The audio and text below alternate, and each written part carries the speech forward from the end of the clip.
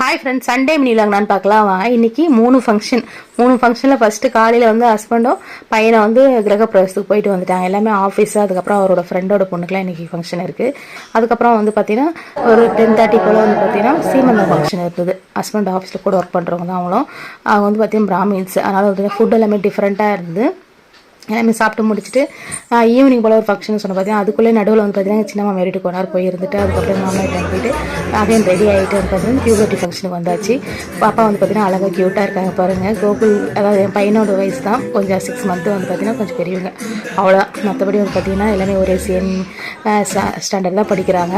அப்புறம் வந்து பார்த்தீங்கன்னா அழகாக டான்ஸ்லாம் வச்சு சூப்பராக வந்து பசங்க எல்லாமே இப்போலாம் வந்து பார்த்தீங்கன்னா அழகாக வந்து டான்ஸில் ஆடுறாங்கல்ல, அந்த மாதிரிலாம் பண்ணி அதுக்கப்புறம் வந்து பார்த்தீங்கன்னா சூப்பராக வந்து பண்ணியிருந்தாங்க. அதுக்கப்புறம் வந்து பார்த்தீங்கன்னா சீர்வரிசை தட்டில் வச்சுருக்காங்க அப்புறம் அழகாக.